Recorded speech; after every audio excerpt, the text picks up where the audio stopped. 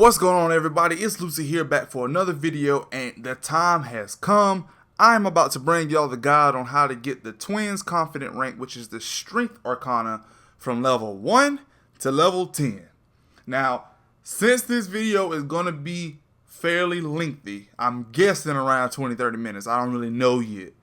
But since it's going to be fairly lengthy, I'm going to go ahead and give y'all some disclaimers from the beginning of the video. First, I will show y'all how to get each rank, meaning I will show y'all how to make the persona, and I will show y'all how to give the persona the required ability. As far as the personas that are needed to fuse them with the method that I use, let it be known there's different methods to use, there's different persona combinations that you can do to make them. But with the personas needed to make these 10 other personas, I am not going to be telling you how to fuse to make those lesser personas. Again, let me further clarify. You need Seth for level 10. And to make Seth, you need Isis, Thoth, Anubis, and Horus. I will not be showing y'all how to make Isis, Thoth, Anubis, and Horus. If y'all have any questions regarding combinations for the lesser personas needed to make the higher personas, feel free to ask me in the comments and I'll be sure to help you then. But since this video is going to be lengthy, since it's already going to be lengthy, if I were to try to explain how to do every single persona that's involved with the combination of fusions, it would literally take an hour, probably longer than that. So I'm not going to be doing that. The other disclaimer that I have, actually I have two more disclaimers. Second disclaimer, this is the method that I chose to do. There are plenty of other methods to do this. There's plenty of other persona combinations to make these things that you do. So this isn't set in stone. You don't necessarily have to do it. This is just the best way that I found to do it. And for the third one, throughout this video, you're going to hear me refer to something as the save load method. So I'm going to go ahead and explain to you what the save load method is. The save load method is once you get a persona, you strengthen that persona using the strengthen and guillotine method. You will strengthen that persona and you will save the game before you strengthen it. And then you will keep save load toggle strengthening that persona until it eventually inherit the power that you want it to inherit.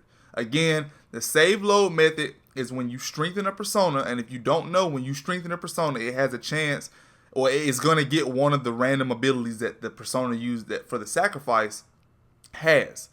So the save load method is saving the game before you strengthen a persona, and then strengthen it. And then if you don't get the ability that you need from that persona, you'll load the game to the previous save and rinse and repeat until you get the ability. Those are the three or four things you need to know going into this. So I'll go ahead and get into the first part of it. Now the first part, you're going to need a Jack Frost with Mabufu. Now to get a Jack Frost, fairly simple. You can actually find a Jack Frost, I believe, in the first part of the game. I'm not entirely sure. This is what Jack Frost looks like. If you haven't seen Jack Frost yet, pretty sure you'll run into him if you're just now starting. But you can pick Jack Frost up in early level dungeons or in mementos. But if you want to know how to make him, you can fuse Asperus, which is this lovely lady right here, and you can fuse Mokoi. Where is he at? Mokoi is this ugly little thing. I don't even know what to call him.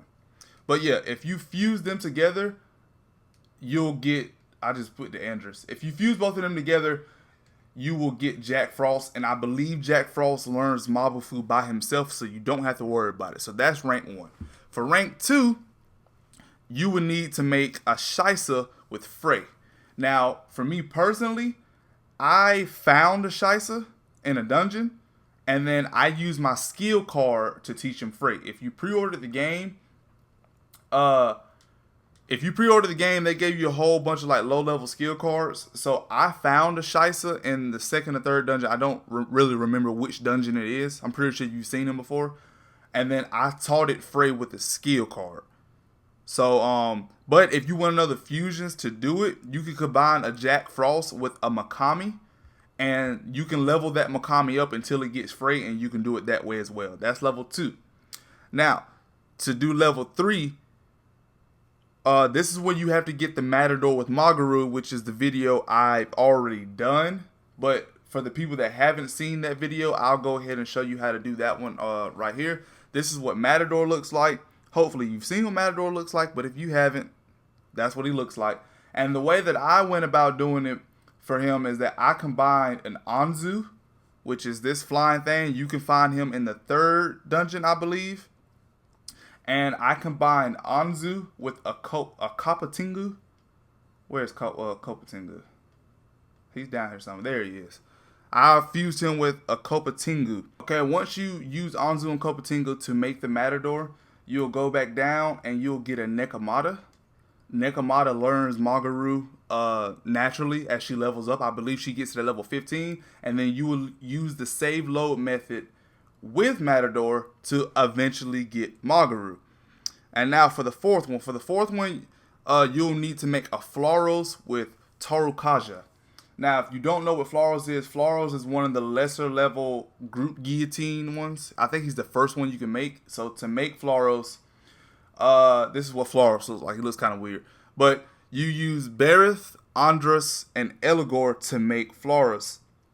Now, for this one, it's fairly easy. Before you make him, go ahead and get Andras to level 11. And once you get Andras to level 11 and you do the group fusion to make them, it'll automatically learn it. Now, for rank 5, you'll need to make an Ame-no-Uzume with Dodge Sai. Now, there's a bunch of different ways to make an Ame-no-Uzume. I actually found her in a dungeon. So, if you want to know, you're just going to have to, if you want to know the fusion combinations, just hit me up on the comments. But I found Ame-no-Uzume in a dungeon. And I'm pretty sure you'll run into her. If you haven't even been focusing on this stuff, I'm pretty sure you'll eventually run into Ame-no-Uzume, however the hell you say her name. All these people got long names, so sometimes it's hard to say them. But this is what Ame-no-Uzume looks like. And now to get her, once you get her, you can just strengthen her with a Kenki, which he's down here somewhere. And once you get Kenki to level 27, he learns Dodge Sai, and then you use the save load strengthen method to eventually allow her to inherit Dodge Sai. Now, for the next one, which is rank 6, you'll need to make a Neko Shogun. A Neko Shogun is another group guillotine victim. I'm just going to call him a victim. And to get him, you will fuse Kodama with Sudama and with Anzu. Now, once you get your Neko Shogun, go back down to your registry. And if you haven't gotten rid of your Flauros, you can just use him. But if you have gotten rid of it, go back here, get your Flauros. Wherever he is, he's hiding somewhere. There he is.